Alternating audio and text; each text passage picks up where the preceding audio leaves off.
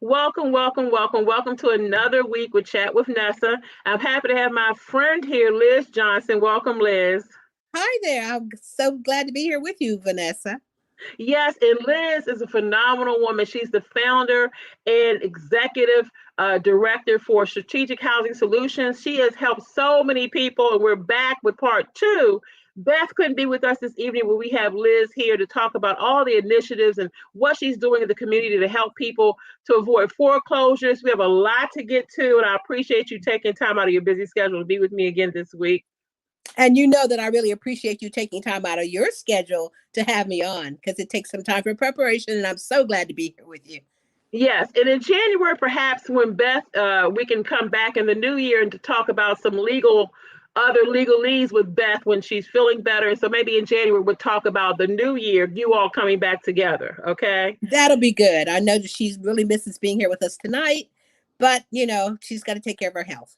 Yes, and so we want to get started now. I know your topic today is foreclosures and offering people the help that they need because a lot of people don't understand the ramifications of COVID and all, even before COVID, the foreclosure issues. And so we're going to get to the topics tonight. And so it's a continuance, but it's not a continuance. We're going to talk about some other things as well. The Strategic Housing Solutions, you founded it. And you've been doing great work for years and years and years. Now, tell me, what year did you find Strategic Housing Solutions? What year did you start helping? Actually, we started working on this project after the big meltdown in 2008 when people were losing their homes, businesses were going out of business, and we didn't know why. And then with Strategic Housing Solutions, as we came along and started working with it, and I'm the housing chair for the Prince George's County NAACP, and our president at that time, Bob Ross, said, you need to start a nonprofit because there's a lot of things that you have to do that cannot be done through the NAACP. And at that time, it became apparent that we were going to have to go into court, that we were going to have to be talking about people that ordinarily it's not kosher to talk about, judges, and to be talking about certain kinds of verboten things that ordinarily politicians don't talk about. So we needed to have a separate institution to do that. And that's how Strategic Housing Solutions came to be, because we want to be able to work with people all that we can, and we don't want things standing in our way. So thus it was born. Yes. Now, what's been the biggest challenge in your attempts to help people save their homes from illegal foreclosures? What's been your biggest challenges? You know, um, in our quest to stop this from happening, our biggest challenge has been apathy. People seem like they have just given up. They don't really realize that there's help there, that laws that were broken, federal laws, state laws that were broken. And our biggest challenge is getting people to come and join this fight. And it's been the fact that when we talk to people, they seem to just give up on the fact that their homes have been stolen from them, and that maybe perhaps there's something that can be done. They usually feel like, you can't fight these banks. What can you do? We're fighting a giant. But Nessa, it's power to the people. When you're fighting people and you're fighting big organizations like this, what makes these banks sit up and take notice is when they have hordes of people saying, hey, what are you doing to us? You're stealing our homes. I guess there are things that we can do. So our biggest problem has been trying to get people to come and join us in this fight. And it's just that people are just totally apathetic and just give up, which to me is like kind of not like our people ordinarily do. But then I think that we've been inculcated to just go and feel like, okay, this is too big. The banks are too big to fail. You can't fight them. So just roll over. But then when we've had 75,000 homes that have been taken in Prince George's County, and that was the count in 2019, 75,000 houses in Prince George's County alone, where are all these people who have lost their homes? Why are they not listening to us when we say there's something maybe we can do to help you? Come to us and let us look at your case and see whether or not you've been defrauded. So to answer your question, our biggest enemy is apathy. Yes. Now, do you have the numbers since? After 2019? Do you know how many foreclosures have been after 2019? You know what? This is the truth. I don't want to know. It's so I really don't want to know because 75,000 is a number that's so difficult for me to get my arms around. It is a number that is depressing to me. And just so that I can continue my work, I don't want to know. When people call me and tell me all the ways that they have been defrauded, I got a call from a woman in Chicago today telling me about how her house is being taken.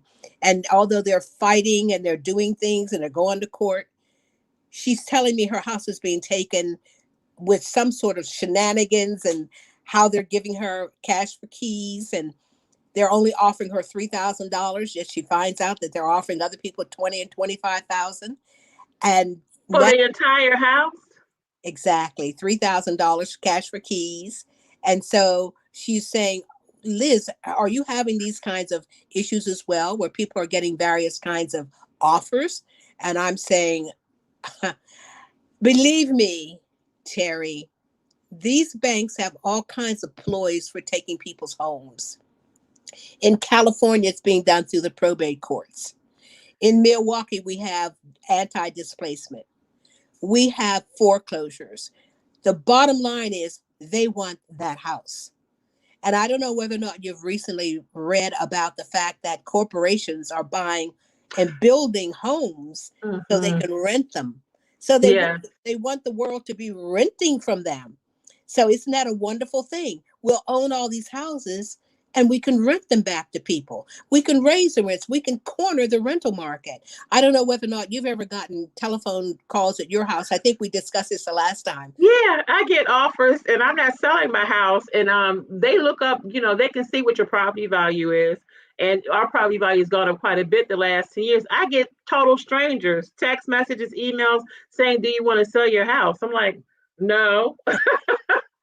Exactly. So the word is out that there's like corporations like BlackRock that are buying all these houses. And I understand they're even building houses now with the idea in mind of renting them. So when you come up against these banks and you're coming against them, they're coming at you with foreclosures. That's what they want. And come March, we are already hearing about the fact that the banks are putting in their notices of intent to foreclose to people who have not had their houses and have not paid on their houses um, during the pandemic. They're sending out hordes of notices of intent to foreclose, which is the first step. And you can believe that the banks now are very, very well versed on how to move that forward. So what we've been doing is we're saying, okay, come on and come to a mediation. We can help you with mediation because there's a lot of information that the law says that the banks must have when they come to a mediation, that there are certain documents they have to have and certain things that they've got to have. And we've been like saying to people, we challenge the banks on that occasion. But so many judges or so many of the administrative law judges that are listening to the mediation are saying, oh, look, it's okay. We know the banks are fine. They've got those documents you're talking about. Let's just move on. So we need people to help us to counter those kinds of things that are happening even in mediation. But there's things that need to be done. As I said before, there are all kinds of laws that these people have broken from the very moment that you went to closing. Never mind at this juncture, but sometimes at closing there are predatory loans Yeah. with, there are all kinds of predatory loans that are being given to people. So maybe with the new wave of foreclosures that's coming down the pike, let us take a look at your papers. Let's see whether or not you've been defrauded somewhere along the line and see if there's some way we can keep you in your home. Yes, and I know that you've been working on this for a long time. Are there any efforts being made by other organizations in conjunction with your organization?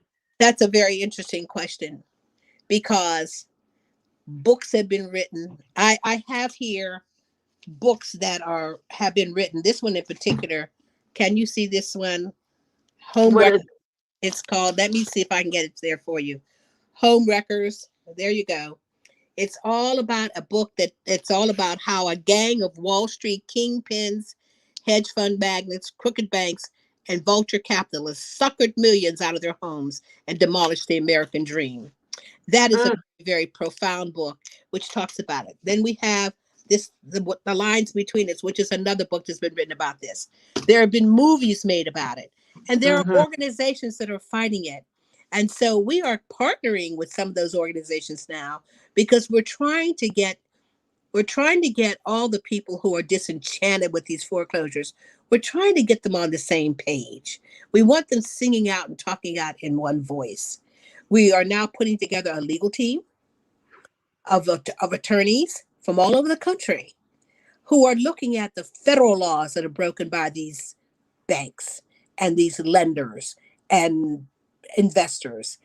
They're going to be looking at those laws to see if there's a template they can come up with that's going to be able to be used in every state, and everybody's going to be able to say they have a motion that they're going to be using because they're broken federal laws, things like the RESPA, TILA laws, and some of this stuff is even racketeering. It's like the RICO laws have been broken. So finally, we're getting all of these attorneys together in one team talking on a Zoom. Thank God for Zoom. mm-hmm. And so when they get together, then they can talk about strategy and get together and be of one voice. Because heretofore, as I may have mentioned before, these attorneys are working in silos.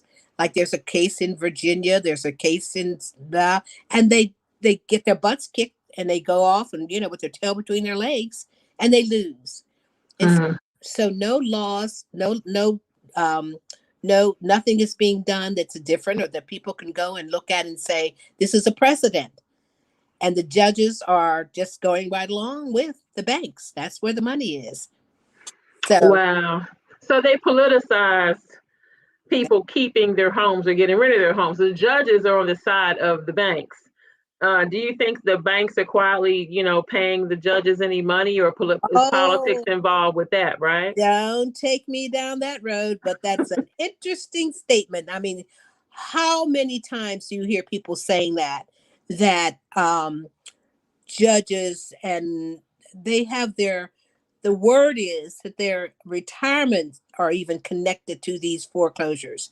There have been studies, and there was an article in the Wall Street Journal about judges who should have recused themselves in other kinds of cases, that they have a financial interest in these cases, and yet they go and they rule on the case. And it was a very, very comprehensive study done by the Wall Street Journal where they were talking about judges and how they are compromised. And so then we don't know. I know that there was a study that was done by the Center for Financial Consumer. I forget really the name of the organization who did a study on the appeals court judges here in Maryland, and a lot of them had investments in real estate. Mm, So that's always an issue, even with politicians.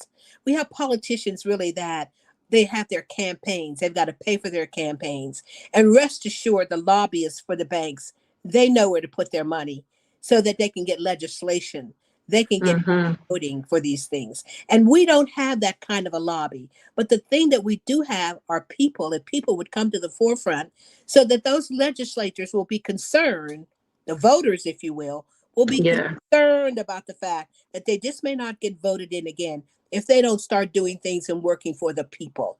So yes, that's a real issue, the financial part of it, and where the banks and their money, where do they go? Yeah, that's a Yes. in question. Yes. And before we move on to the next point, can you go back and tell someone who's listening for the first time who doesn't know what mediation means? How can you help them? When you mention mediation, Yeah. they can reach out to your organization. What is mediation? Well, there's a part in the law that the law was put together back when all this first began, and I forget who introduced the bill. That really it was intended for the homeowner to be able to get together with their lender and see if they couldn't work out something and keep their homes from being foreclosed on. Well, it got to the point where it was just a formality. The banks would just want to check that box because when they went to the mediation, which was really, as I said before, was a platform for you to be able to talk to your lender, but they would just come and just one after the other, just one person after the other going in saying, let me save my house. and then let me talk to someone really who can say yay or nay.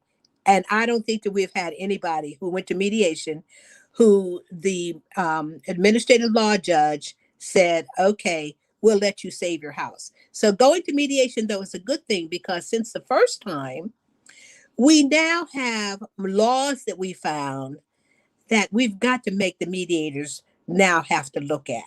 We are insisting on that. And so that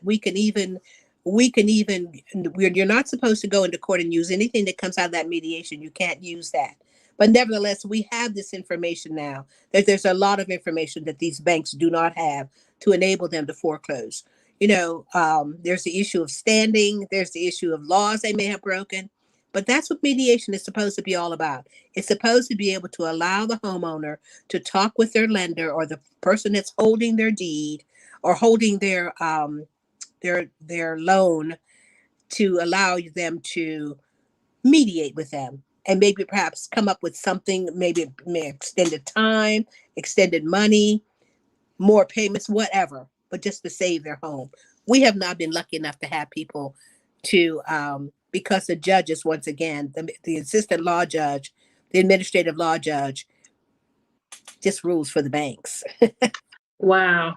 Now, since the last show, a couple weeks ago, you and Beth came on. You've been talking about organizing people to be a part of the effort to save their homes. You have devised a comprehensive action plan so that there's a place for any and everyone to jump in, put their shoulders to the wheel. How's that going, and how many people have enrolled or volunteered so far? You know what? This is, we are so excited about this, because down in Florida, one of our attorneys had a case in Florida where he told the judge all about the fact that his client had been foreclosed on illegally, and told the judge this long story, had all the evidence. And the judge says, wait a minute, what are you talking about? This is being done illegally. I don't hear anybody talking about this. Why should I believe you? And it occurred to us that judge is absolutely right. Nobody's screaming and yelling about these foreclosures, because people are behind in their notes. They just feel like, it just makes sense that I'm going to be foreclosed on, so I really can't fight. So then, being able to bring people together and come up with a plan where everybody can put their shoulder to the wheel to fight this, so that we can be heard, so the judges will hear us. I mean, just in the cases of, and I like Black Lives Matter, like Move On, that was done in the past. It's the people that really make the difference. And a lot of times people call me and say, what can we do to help? How can I help? And I really have not had anything anywhere to put them. I just say, that's great. And I have their numbers, and just hang up the phone, and that's it. However, we came up with an idea of looking at what it takes to win this battle. How many forces do we have to have working with us? We've got to have illegal people. We need financial people. We need the Spanish speaking people. We need fraternities, sororities. We have to raise thousands of people, so that whenever the legal team comes up with a strategy, somehow they've got to be supported by the people. These guys cannot just keep going into court and talking to judges who are not listening. And if you can imagine that we should say, come up with an idea that we're try to, as we're looking at now, to get $100,000 back for everybody that's lost their home. And if they've lost their home, to be able to get the proceeds from the sale of that home. Whether that works or not, we have got the legal team who's going to be fighting for that. But you know what? The judges are just going to throw it out. But when you have thousands of people who have been defrauded, and there have been over 18 million houses taken in the United States, when you have people all over the country speaking in one voice with that one issue, and talking to the legislators, talking to the Senate Finance Committee, the House Finance Committee, talking to their legislators, and saying to them, we want our money. Our house was taken, and we were defrauded. So then what we have done is we've come up with a plan so that everybody can really do something. For instance, we have the faith-based team. And a great deal of people come out of the church or in the churches. A lot of people who have lost their homes are in the church. We want the ministers to come to us and be able to have the congregation fill out a form where we have their contact information, their telephone number, their email address. That's all we want. So then when we get ready to send a letter to Nancy Pelosi, our writing team helps us to write the press release, helps us to write the letter, and sends it to our technology team, who sends it out to all of these people whose names are on our spreadsheets and say, call Nancy Pelosi. I want 500 of you to call Nancy Pelosi today. Jam up her phones. Call the newspapers. Call MSNBC. Let them know that this is happening. Let them know that this is an issue and that we want justice. But we need everybody. We need whoever you are to be able to look at the list of committee teams that we have and say, I fit on that team. I'd like to write. My church, we can my church, we can get people from my church. I'll get their names and their telephone numbers to be able to say, okay, I know the Hispanic people are down the street. I bet you they could get the Hispanic people together to have a research team. You asked me a moment ago about the numbers of people that have been defrauded since 19, and I don't really know because I don't have a research team. And for myself, and it's statistics that we ought to have. But as I said before, there's so much for me to do, and it's something I don't want to know, but it's something we ought to know. Yes. And so we need The numbers have probably grown a lot more since the pandemic, because that was 2019. yes. In the last year and a half, almost 2 years, we've been in a pandemic. So a lot more people probably have even lost their homes. Even after forbearance, people who didn't have federally backed loans have lost their homes a lot quicker, right? Well, when people don't have federally backed loans, they were foreclosing on them even during The pandemic. auctions. Even during the pandemic, they are continuing to sell people's homes who don't have federally backed loans. Fannie Mae, Ginnie Mae, and FHA. If they don't have that kind of loan and they are under the threat of foreclosures, chances are their homes are going to be sold.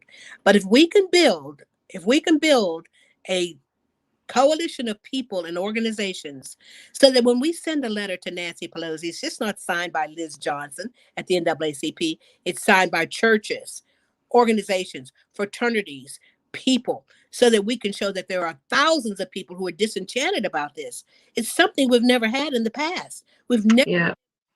have a show of strength because people are not stepping up. They're just apathetic, and they're not stepping up to save their own homes. Yes, and I want to let people know your website will be listed and your phone number. And on the website, you simply go to the website and click join a team, and the teams are listed. I know I have volunteered for a team so far. Whatever your talent lies, you can volunteer for a team because you need that support. So whether it's writing, communications, whether it's research, as you said, so the teams are listed on your website and they will have that information and get in touch with you. And if you need help as well, that's listed on your website. You still have that form on your website for homeowners to reach out to you? We do. We do. We need a political action team. We need a team of people really who are looking into the people, the organizations, the committees, the people who have an effect on these choices that the legal team is making. I mean, whenever the legal team decides we're going to do this and that, there is a political organization that deals with that issue. We need to know their cell phone numbers, their telephone numbers, their email addresses, so that we can write to those people to tell people who to write to, who to call. So we need a political action team to even do that. We need to be able to have people who do research. We need people, the legal team, the lawyers to come to the front so that they can join with other lawyers, because this is not a pro bono thing either. People have money to pay lawyers. They do, but they don't have lawyers who are well versed in foreclosure defense. And one of the things really that we are doing is training lawyers in legal defense. So it's important for them to be everybody to find out how they can help. How can they go, and do they not want to get the $100,000 or more? But that's what the lawyers are going to be fighting for and shooting for and putting forth in the courts. So everyone will say, well, good luck with that. But it's power to the people, Vanessa.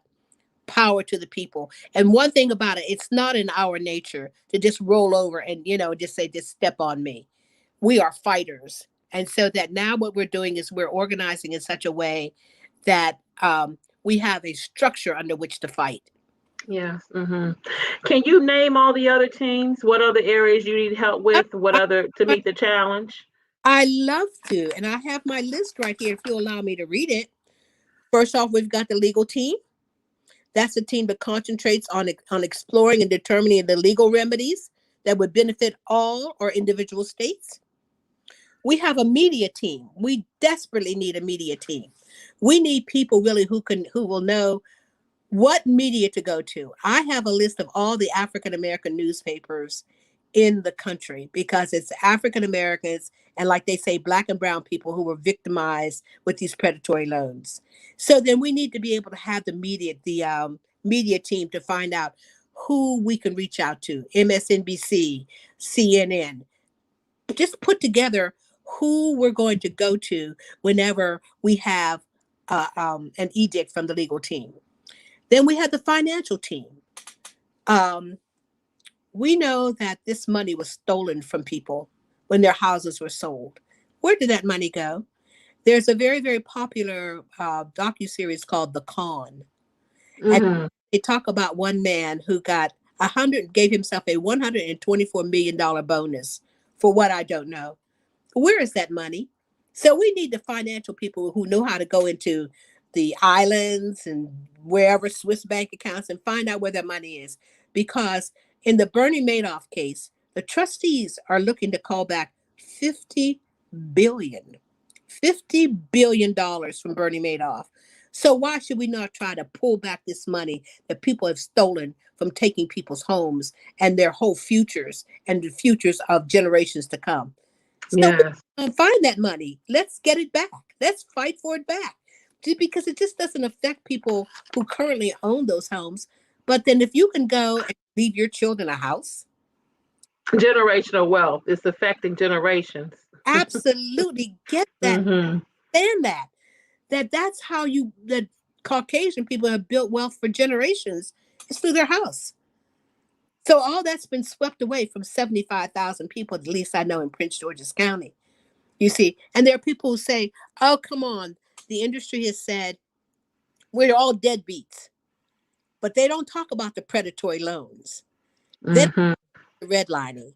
They don't talk about loans that were made, these ninja loans, no income, no job, loans to set you up for failure, the way you were defrauded. They don't talk about that. They talk about the deadbeats and how we didn't pay for our houses and we've not paid a house note 8 months, 10 months, but how you came to that position. They don't talk about that.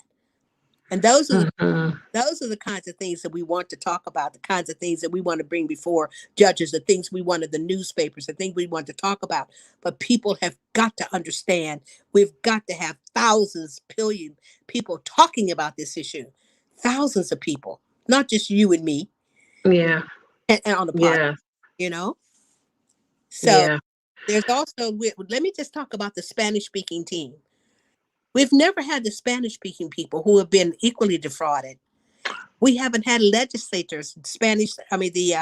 Spanish-speaking legislators come to us and join this. We need their help as well. Then we have the database people who are going to keep the statistics. Then most important is the faith-based team. Yes. That is the most important because our numbers are in the churches. We have got to get those people and get their contact information so we can press them into action. And then we have the fraternities and sororities. They also have large numbers so that we can get the contact information for fraternities and sororities to get them to come to the battle as well. And of course, as I just mentioned about the political action team and the writers team, the people are going to write the press releases and the letters that people have to send out.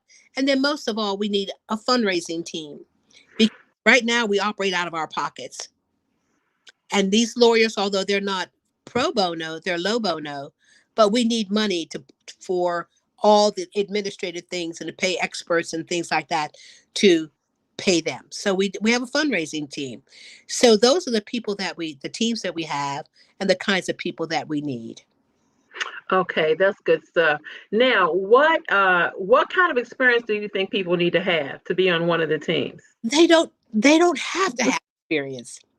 They just have a desire to help. I mean, even when you have someone who has no experience, never worked in an office, they may be able to say, well, I can even get my neighbors to help.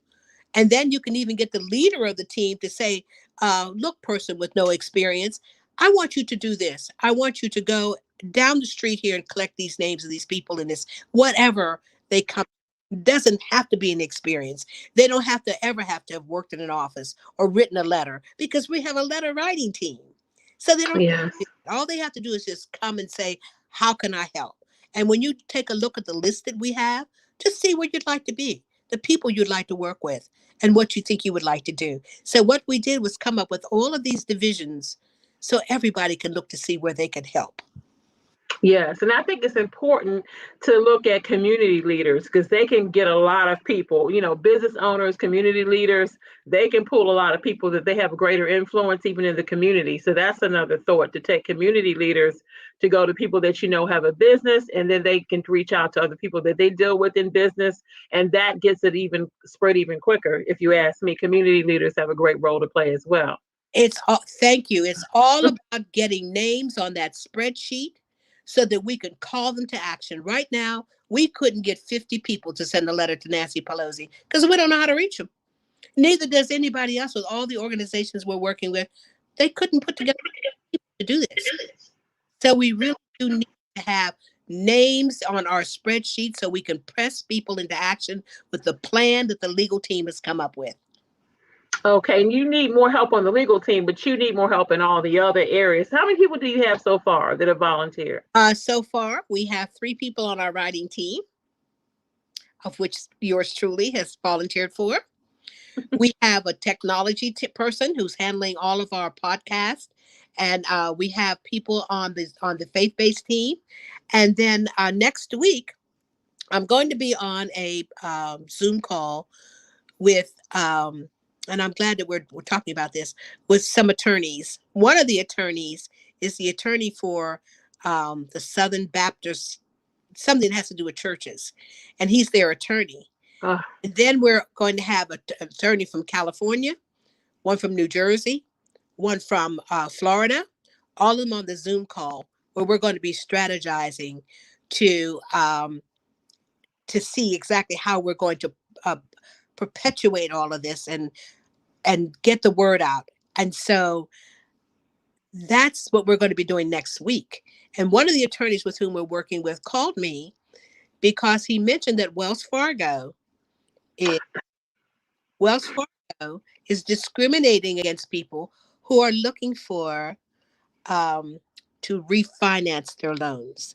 As you may know, the loans have gone down to like 3%, the interest rates.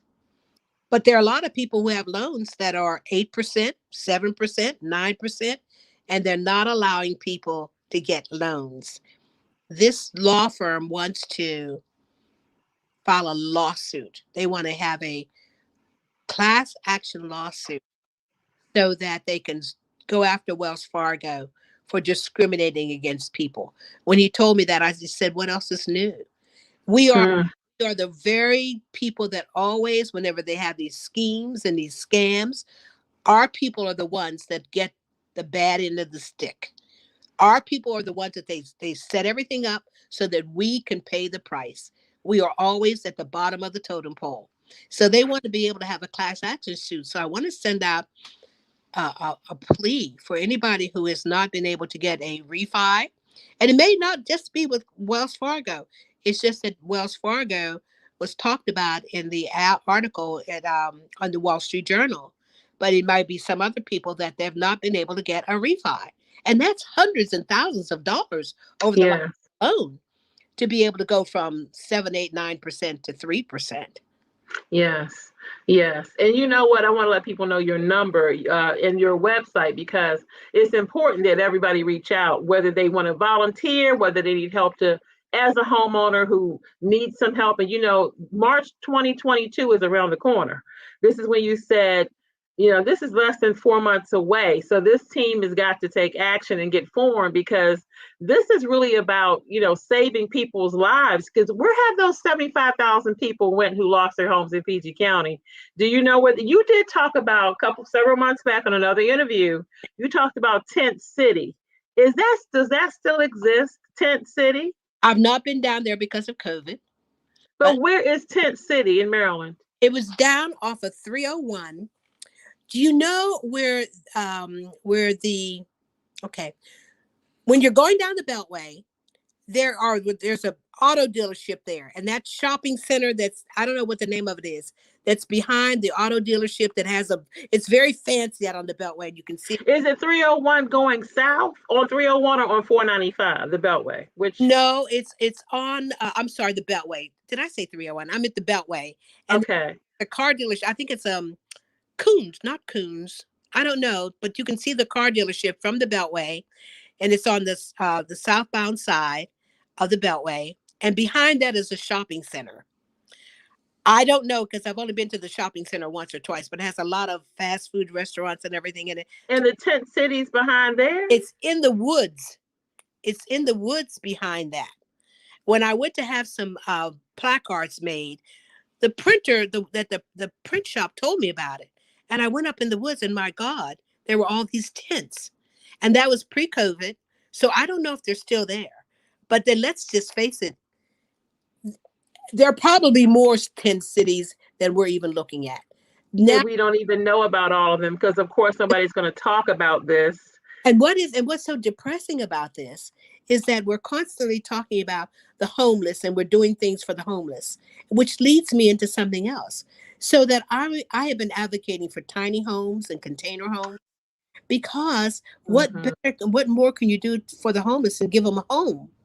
So in my own private business, I work with architects and developers and builders. And I worked with one of my architects about how long it would take to take a container and make a 3-bedroom house for someone. He says I can do it in a month. So there are people that can't be done in a month. But one thing that's for sure is we need to be looking at alternative housing. Yes. Because right now that does not exist. In the DMV area, it's about $3,000, $4,000 for a 1-bedroom. My husband and I were talking. People are paying for a 1-bedroom more than we pay for a three-bedroom home. It's amazing. They're not doing anything to address the homeless, and that includes all these 75, 80,000 plus people who've lost their houses, who you say are living in tent cities, which we probably don't even know where most of the tent cities are, because nobody in the media is going to cover any of this. We're not bringing it to anyone's attention. Right. And see, and the thing of it is that nobody's talking about alternative housing. They keep talking about giving people housing and developers and taking a percentage of apartments that the developer is building, blah, blah, blah. But then you know what? You have a developer who, let's say they put up hypothetically 50 apartments. And when 5% of those apartments or 10% of those apartments go to low income people, what is that, 5 apartments? So then if you could put up I look at Landover Mall, how wonderful. That space is just sitting there. It's just sitting there. I know what the issues are that are involved in that. And I'm sure that there are all kinds of issues that are involved. Prince George's County is very, very woody. I don't know what all is involved, but to start the conversation, to get them talking about it, at least. Nobody's talking about it. No one. Instead that you're trying to build another big fancy entertainment center, I'll tell you after where it's going to be. They would get ready to build another mega entertainment housing mega complex that we don't need in PG County.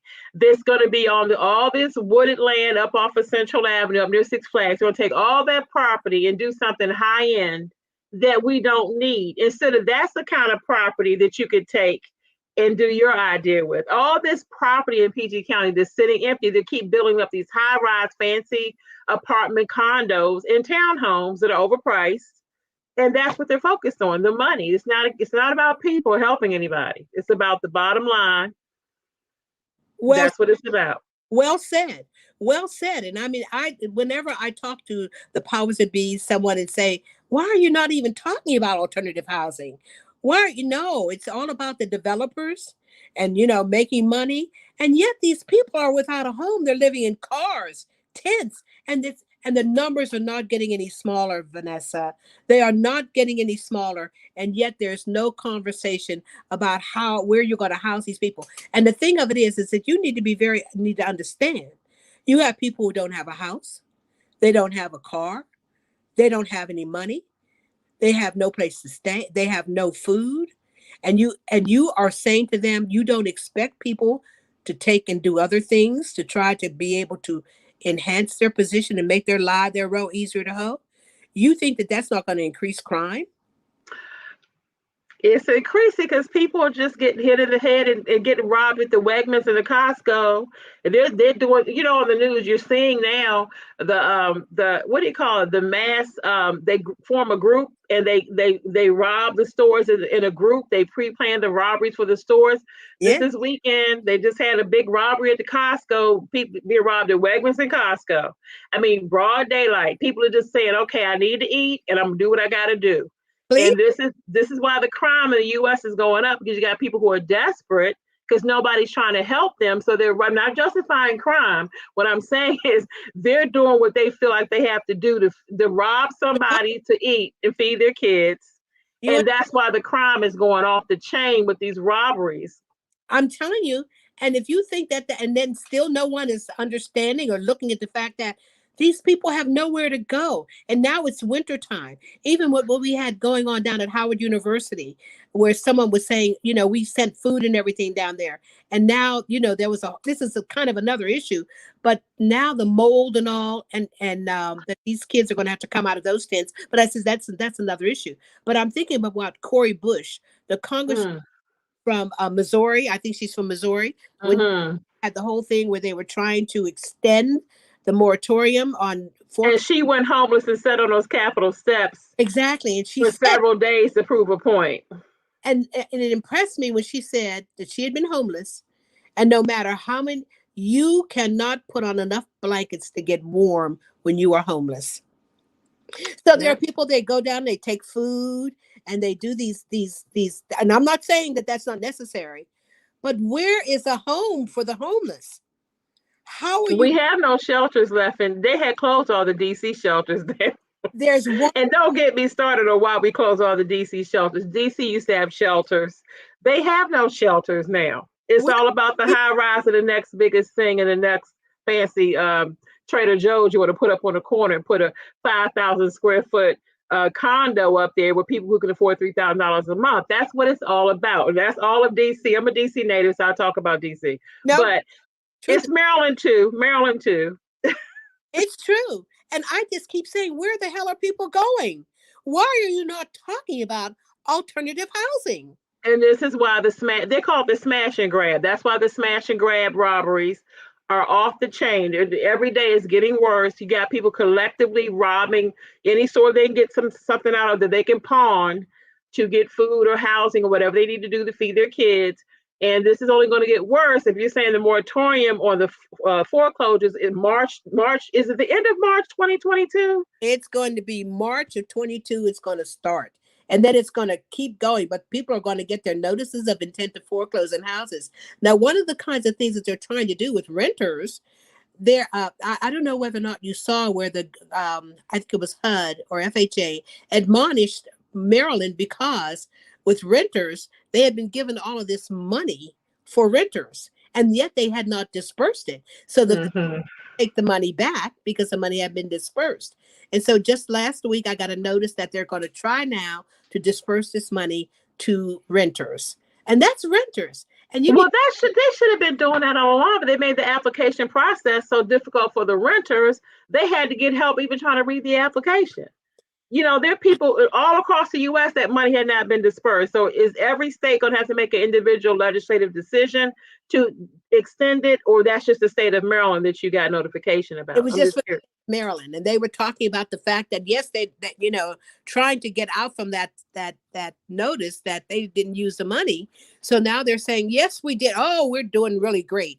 when you had 1 in 5 people were actually getting the money in their hand. So now they've gotten a new effort to try to get people to get that money to the renters. But you need to understand that the renters and the foreclosure people and the house owner are totally different. No talking about homeowners. So that the homeowners are going to be compromised, they're going to be foreclosed on, and they're going to be homeless. And I, even when I'm on calls with the NAACP, where I'm the housing chair, I keep telling and saying, you people need to hope for the best, but plan for the worst. Plan to be homeless. Plan for some place to go. Some place where you're going to be able to lay your head. You need to, because when you have all of these people where they have their Zoom calls, the government people, and they say, well, call this number, call that number, and talk to this person, you can't even get through. And when you get through, you're referred to another number that you can't get through to. Process that whereby they give the money to the landlord. The landlord has to cooperate and say, I will be willing to accept that money in lieu of putting you out. So it's a whole process that is very laborious. It's a very laborious process. And so that's just for renters. And as I said before, then there's the whole thing of people really who are in homes that are going to be foreclosed on. Just 1 second. Come in. I thought my daughter, I think, was trying to get out. She's trying to be very quiet. We're almost at the end, but I wanted you to touch on what you mentioned to me this afternoon. The things that keep people in bondage, like bad debt and credit repair, which is all linked to home ownership. Can you speak on that for one moment? Goodness, I hope I don't just go off the deep end here. No. I really think it's linked. It is linked. As a homeowner, I want my third home, and I know that bad credit does not get you a home. Credit repair is needed. Your credit score, all that is linked to home ownership. So this all really tied together. Well, it's not only linked to home ownership; it's linked to life in general. Yeah, and you can't be free being in bondage, right? These are the kinds of systems that the powers that be have set up so that they always have a working force holding up their end. You know, I think I have on my website, on my email, I have something that says, like, whenever a group of men in society decide to plunder, when they decide to plunder, what they do is set up laws and make everything they do legal. So they make these laws so that, hey, even with the credit bureaus, why do you think credit bureaus exist? They exist because they're saying, I want you to pay all your bills on time, because this is how I make my money off all that interest you're paying. So I'm going to tell you that if you don't pay your bills on time, guess what? I'm going to set it up so you can't even make a down payment on a free lunch, because I'm going to give you bad credit. So people strive to pay those bills on time. So that's why the credit bureaus were set up. And so what I thought would be so important, what we thought, was to be able to try to get people to have their credit repaired, how they can go and use the existing laws that are there to help homeowners. And a lot of people don't know about it. So we went to work with someone who does credit repair, a young man who helped even me, because with my house that was foreclosed on, the one that I built down on the water in St. Mary's County, he got all the, I had thought we had come up with a modus operandi at that time whereby people could file bankruptcy and stop the foreclosure. So we were using a ploy whereby you do your bankruptcy, stop it, start it, stop. And I had 5 bankruptcies on my credit report. Wow. He got those bankruptcies off. Removed, right? He got them off. He got them removed, which was really like, oh my God. Because here again, I couldn't do anything despite the fact that I have no consumer debt. Those 5 foreclosures would stop me from getting a Visa card. You know? So then I think it's very important. And also I know that a couple of weeks ago, you had United Financial Freedom. Yes, which you're both a proud team member of. Indeed. And the same person you're talking, we just want to shout out Sean Soames, because he's a leader in United Financial Freedom, and he's the one who got your credit repaired. And he's the one who's leading people, leading with us the charge to say, look, go from debt to wealth. Let's get the bills paid off, become debt free so you can build wealth. So that's, it's awesome. United Financial Freedom Group and Mr. Soames, it's really a testimony to helping people get their freedom, right? Because it is all linked to the housing. It's all linked, Liz. It's all linked. It is, and all about money. It's all about money. And believe me when I tell you, the system is set up so that black people and brown people get screwed. That it's all about money and how we can enhance the bottom line for the one percenters. I had a friend who had a little granddaughter, and he said to me, Liz, everybody was so happy when the baby was born. And then he said, all I could do was look at her and think, another slave for the one percenters. Because from the time that we are born, we are inculcated, get a job. And every job that you get, every five, it all can be traced back to the one percenters, that they are the ones really who benefit from the job that you're doing, from the work that you're doing. They own the factories, they own everything. So when you get this job, your work is going to be doing, it's going to benefit the one percenters. So black people have got to start learning how to fight the powers that be. And when we have people like United Financial Freedom, you Yes. understand how this benefits you. You got to understand how you need to embrace these technologies, how you've got to understand, you've got to get your credit straightened out so that you can do various things. So And you can get out of debt. And how also to change your mindset of working for just someone else into building 7 streams of income for yourself. Because, Warren Buffett, we all know who he is, right? He yes, says, until you make money in your sleep, you're always going to be working for someone else. You know what? And that is the truth. And so having the mindset, but a lot of people are, you say they're apathetic is the foundation. Apathy is the foundation for a lot of people right now. So they don't have the right mindset. It's about renewing your mind and getting your mind renewed. Until your mind is renewed, you know what? Your situation will never change and when until you get your mind renewed. And that's the truth. it's true. It's true. And until such time as you stop thinking of yourself as a victim. Yes. And It's it's not that's mindset. that, That's mindset. And even your organization, Strategic Housing Solutions, you've been working this for years, offering people solutions. And you said to me several months ago, we have many conversations on and off the air. I said, Liz, how many people click on that button on your website and actually say, I need some help. I'm a homeowner. You said, not that many. And what is the cause of that? That is lack of humility. A lot of it is shame. They feel ashamed. It's pride.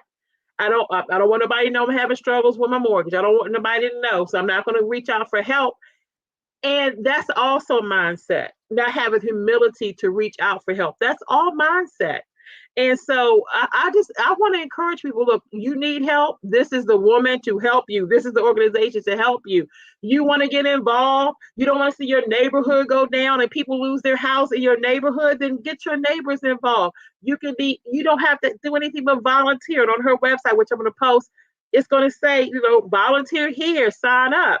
But if you need help, there's also a section that says fill out this form and we will contact you to get you some help. I think it's pride, mindset, and a combination of things that have held people in bondage. But again, until your mindset is renewed, and we know that can only be done, I have to say it as a Christian, it only be done through Christ. But you got to get that mindset and reach out and stop having the pride, because people are truly here for people, but you got to reach out and say, I need the help. I need the support. And until people do that, there is no shame in needing help. That's the beginning of your miracle right there, is when you reach out for help. That is the beginning of your miracle and your deliverance. When you say, I can't do this by myself. God put other people in your life to help you. God put a Liz in my life, and God put a Sean Psalms and a Christine Psalms in my life, because God puts people in your path to give you deliverance that you couldn't give yourself, because they got the tools that God equipped them with. And until you have humility in your life, you're always going to be in bondage.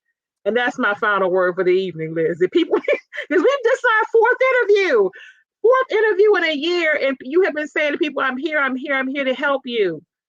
I went into a real tirade, I think, at one time. And I said, I'm sick of it. I'm done. I'm through. I have to do that. I know. You do that every other week. I'm done, girl. I'm done. But God's not going to let you be done, because this is your calling to help people. And that is what you called to do. It's so frustrating. And now with COVID and everything, where we can't have meetings, but thank God there are people like you who are having podcasts. But I am just still amazed and in a state of shock at the numbers of people who don't reach out. And like you just said, It's amazing the people who feel ashamed, but they've got to understand they were victimized. They were getting these predatory loans that they didn't have a chance. And we have people really who sold their homes in DC, bought all their money and bought these fancy houses here in Prince George's County and signed these predatory loans. They were doomed. They lost everything, Vanessa.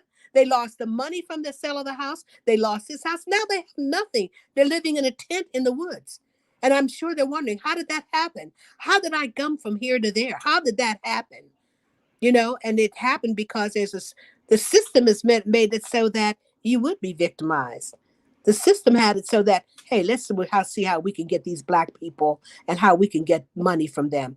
Let's see how we can tee these things up so that we're the winners and they're the losers.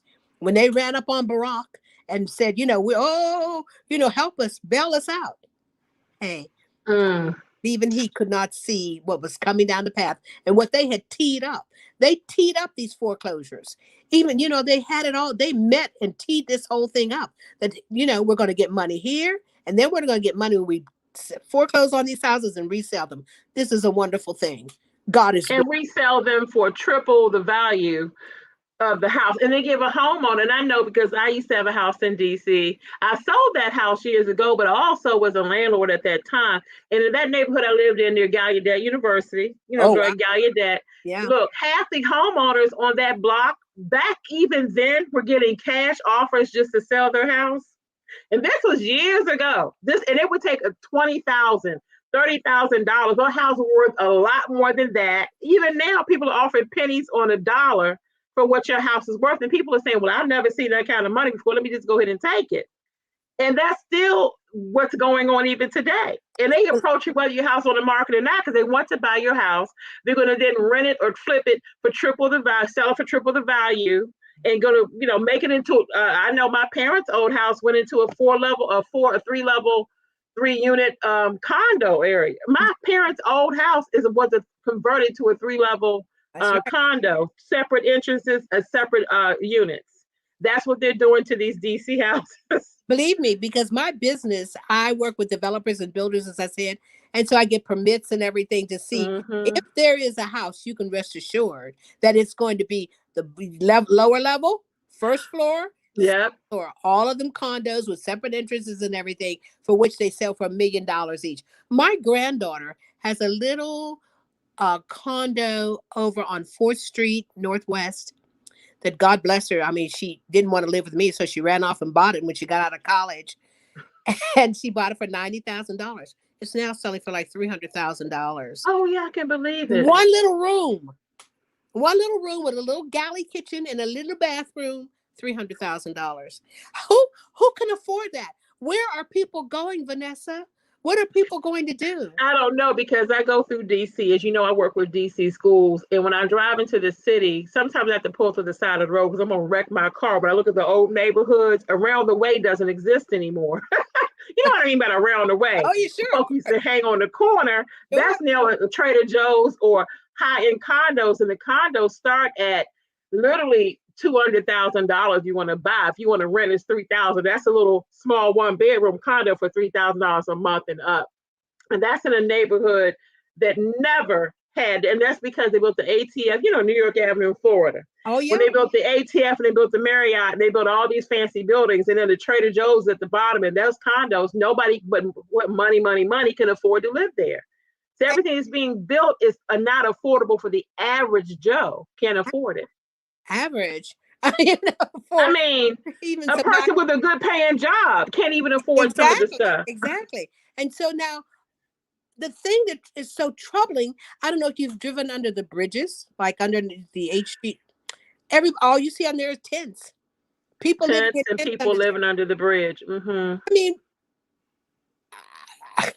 I don't know. As I said, I'm speechless that the powers that be are not looking at alternative housing. They're not trying to come up because it's a big job, but it's something that you've got to be able to go and tackle. You've got to be able to provide housing for the homeless, not just take them socks so they can be warm in the wintertime. I'm not. Somebody needs to do that and feed them too, but that's a very, very temporary short-term fix. to a It's long-term problem. exactly. It's not even a. Right. It's not, like it's just It's a. a Band-Aid for what Exactly. needs to have surgery. I like what you're saying. And so that's my whole cry, and why I bother to meet with people, why I bother to talk about these things. We have got an entire presentation to show the powers that be, but I'm sure they've seen them. How lovely a tiny house community can be. Now, if you're a veteran or someone who's alone, or even if you're a family, a container home, they're building container homes in DC. They are building them. They have apartment buildings that are made from containers. So this is not an anomaly. It's not some far out fetched. How much are they selling those for? I don't really know, because they just really started it with since this COVID thing happened, but then they're building apartment buildings out of containers. So why can't we have container communities where you can have a 3-bedroom house where a mother and her children can go, or a family can go? Why are you not building tiny homes where you can make where one or two people can live in a tiny home? You see them all the time on television where a couple is living in a tiny home and it's Hmm. being under the bridge. We've got to be able to come up with alternative housing. Yes, and I think we'll end on that note. And I want to say that everybody needs to reach out to you. And I'm just going to say, I want to list your number, but I'm going to say 301-291-5480. But Strategic House Solutions, the website will be listed with the number. This is Liz Johnson, the founder, executive director, who's working really hard. You have a lot on your plate, Liz, but I want people to step forward and volunteer. She listed over eight to 10 committees. You don't have to have any experience, whether you write, want to get involved with politics, or just talk to the neighbors. Just get involved with spreading the word. We need help. We need help. I'm one of the volunteers, and we're saying we need your help. And also, if you're a homeowner listening who's in trouble with your mortgage, look, humility is the first step to your miracle, to your change. Reach out, because she has a form on that website as well that says, look, I need help. Fill it out. One of her staff members or herself will get in touch with you to help you mediate or stay in your home, come up with some solutions, because you can get help. It's not too late. A lot of people think it's, oh, I'm just going to give up, my hands up, but you can really, really get help. And Sean, Psalms, and Christine have been looking at the whole time. I'm reading their notes, and they're one of our partners again with United Financial Freedom Group, and just helping people in their own right get debt free, build wealth. It's all about helping in every way. And Liz, I just thank you for all that you do. I mean, you do so much. I mean, people don't know. I mean, you're working you're always working. I don't care if it's 2 a.m, you're on emailing me. But Nessa, I had another idea. I'm like, when does she sleep? I don't know when you sleep. You say when do I sleep? But you are always working 24/7. It's not a time I can't text or email. I get an email right back. Well, yeah, same with you. No, I do sleep. I sleep, but I get up pretty early in the morning. But you're always working, and so I want people to reach out to you.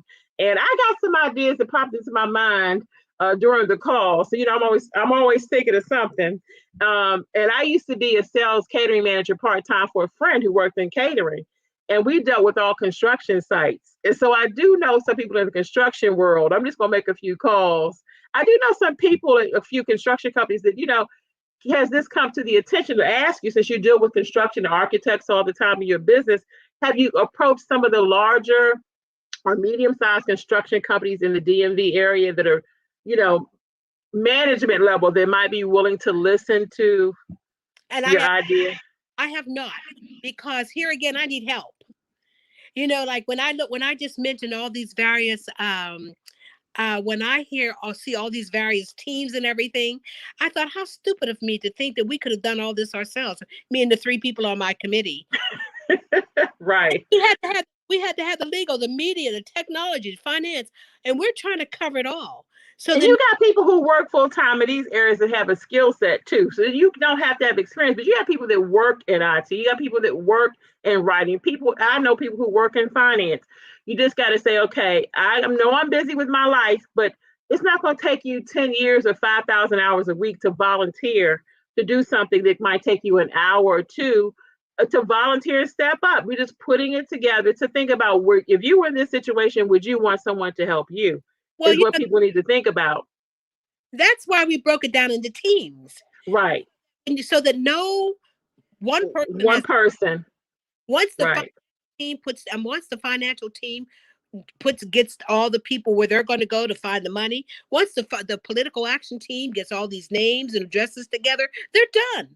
So the only time we need them is when the legal team comes up with a solution. We push them into action, and then we call the person who's leading that team and says, "We need your team to go into action." So it's not going to take Yeah. a lot of time for anybody to volunteer. You know, Yes. that's not a lot that needs to be done to set it up on your team to get set up.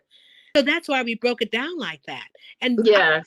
thank you so much, Vanessa, because you have really been able to just synopsize all of the things that I'm babbling about that need to be done. And so that number one, I just want to be able to reiterate that we want to hear from people who have been refused a um, refi, especially with Wells Fargo.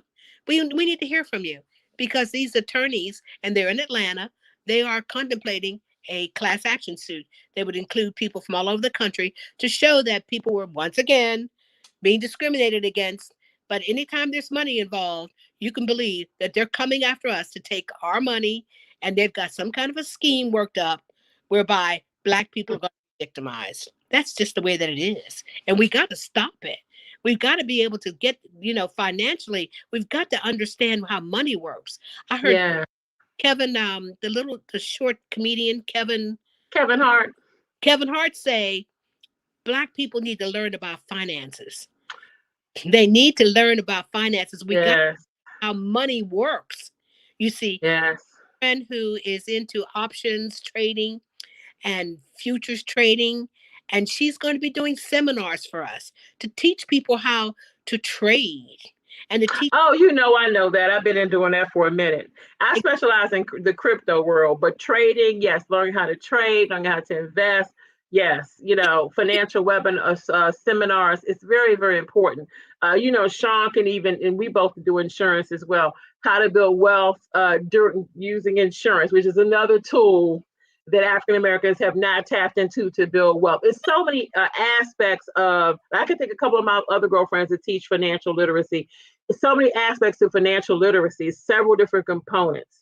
So it's very important to educate people. Yes, I can at least think of 8 different ways that people need to be educated about money. Oh, no question about it. You see, Yeah, so that's really dynamic. and they don't know. And some people feel like, like that's way out of my way out of my. No, no. And yet when you talk about United Financial Freedom, where they're talking about how you have to pay less interest, how to get around all that Yes. pay and everything, so that you can take your debt from 30 years to 5 years. So that Yeah. you believe And that. then take that debt that you would have had from debt and build the wealth that you would have been able to build. You'd be debt free. Then you could be from debt to freedom and wealth, not to help yourself. When you build that wealth, then what is that for? To really go back in your community and help those who you're supposed to help, We got not just build it and hoard it upon yourself. That's not wealth. That's not what wealth is for. That's what people do with it, but that's really not what it's for. and you know what? And it's just that it sounds so far-fetched, to Oh, but it's reality. It's but reality. you can make this happen. You Yes. you can reduce your debt. You can clear up your credit. You just need to come and find out how you do that. Get educated on how to find out. And look, Mr. Sean Psalms, even this Sunday at 6 o'clock Eastern, is doing a webinar. Reach out to me if you want more information, because we're all on the same team, Liz, Sean, and I, and we're all part of Team Exodus. And you know what? We're here to say, look, you can be free, and Liz can help you save your home. Liz can help you. Look, but Liz is not an island unto herself. She needs volunteers. She also has the answers to help you with how. That's the name of her team, Strategic Housing Solutions. That's the name of her company. That's what she's doing. So homeowners need to reach out, help your neighbors. If your mortgage is cool and you straight with your payments and you getting out of debt, that's great. But what about your neighbor? What This about is my you? grandmother. Yeah, but what about you? But that's about the neighbor. It used to be back in the day, I'm telling my age. Oh The yes. neighbor, the neighbor. It was about the neighborhood. The neighbors cared about each other. You cared about your neighbor. So if you're all, I'm good, I'm good. That's our favorite term. I'm good. No, but is your neighbor okay? And am my brother's keeper? Yes, you really are. Even if you don't take accountability for it, you need to care about your neighbor's house and your neighborhood and your sister, your brother, not just about yourself. So this extends way upon of not just you getting help, but helping other people. You were going to say something, Liz. No, I'm just smiling because it's well said, and I think that it's so good the way you as I said, you just bring it all home and you put it in the synopsize it in such a way that you make it real to people and implore them and Because this is real life. This is real life. And you got one life to live. And you don't want to live it selfishly. You don't want to live it all in your world and all about you. So you won't if you're good with your mortgage and you're debt free. I know some people don't have a mortgage. They live in debt free. Great. But what about your neighbor? What about that sister, that brother, other people throughout the country that Liz has mentioned tonight that are in dire straits? PG County alone, where we live, look, that was 75,000 in 2019. I want to do the research myself. I want to know how many people lost their homes in 2020. They were foreclosing left and right on people during the pandemic. A lot of people lost their homes during the pandemic. They don't care that it was a pandemic. They put nope, them people in the street. nope. And what Sean is saying, even on the comments, buying America back one family at a time. One family at a time. Getting people out of debt one family at a time. Getting you help one family at a time. But we can't do it alone, right, Liz? We need help. We need volunteers. I feel when I wake up in the mornings and I think about tackling this, I'm thinking the thing I've got to do is get people to come and work with me because I can't do everything. I just can't. And here in the past, it's been like, let me go do this, let me go do that. But then how foolish, as I said before, how naive to think that we could have done all of this. That we could have reached out to that we could have the legal team, the financial team, done the media, done the technology. We couldn't do it. So now we need people to come in and take up these positions because all of this needs to happen like a fine oiled machine in order to get justice for people. We've got I believe it will. I believe it will. So, because we're putting the to work. word out, and I know I'm going to keep putting the word out, and I'm going to make sure they have your website. This will go on a couple other platforms, not just here, so people get the word out. And then perhaps in January, you and Beth can come back to discuss the legal side of things. A lot of homeowners don't understand a lot of different things. They just sign over them 5,000 papers. We sign it at going to closing, and we don't think about it. We toss them in a drawer. We don't think about it anymore, But like Sean says all the time, you really just a high-end renter when you don't. Let me just speak on that for You're a high-end renter, really, in reality. let me just say this, even with people who have gotten modifications, which is what the industry talks about. Well, we had modifications. The modifications are 10 times worse than the notes. Yes. I have a friend really who's got in 2036, she's got to pay a $236,000 balloon payment. And I will bet you that anyone who has a modification, they read the fine print, they will see where they have a balloon payment. And right up front, it'll say, this note has a balloon payment. A lot of people don't even know what that is. But come 2036, whoever, like if she were to even sell that house, she's going to have to satisfy that $236,000 after paying for the house for years. They've still got to meet that balloon payment. So these banks are structured so that they don't lose. Despite the fact that you have a so-called modification, you're just one of those so-called high-class renters. That's all you are. Unless you Yeah. that 200 some $1,000, three, four, $500,000, you don't own that house. You're just renting it. You will never Exactly. proceed to that house unless you come up with the money that they're screaming for. So Yeah, but you got that's where United Financial Freedom comes into play because absolutely. I know I can be 100% debt free, including my mortgage within the next 6 years. Period, all of it, all the debt, the whole mortgage free, and then I can begin to even take that same money and build wealth. And it's about what generational wealth. That's what it's about, and it's really people. That's what she has a 50. Sean says your friend has a 50-year mortgage. When you add the year she's been in the house and then she has that, it's just. She will not live long enough to pay it off. You know what I mean? And so then they'll end up with that house. And then what happens to the family, the kids she would have passed that home on to? That's that generational wealth That's component. That's we were right. talking about earlier. So anyway, Liz, I appreciate you so much. I'm going to make sure that they have that 301-291-5480 and it's be listed with your website and how they can click and get volunteer and click and get some help. And again, January, so at some point, maybe January, mid-January later, you can come back with Beth, who is the legal right arm on your team. Yes, exactly. Yes, to talk about the legal part. So I appreciate you coming, and we'll talk. We always talk all the time. So I'm not gonna say Merry Christmas yet because I talk to you about every week. But Look, thank you for your time. thank you so Huh? much for having me. Yes. Thanks for having me. We'll see you. Toodles. Yep. And thank you for all that you do for the community, Liz. I really appreciate you. Take care, and I'll talk to you soon. Ciao. Bye bye. Okay. Bye.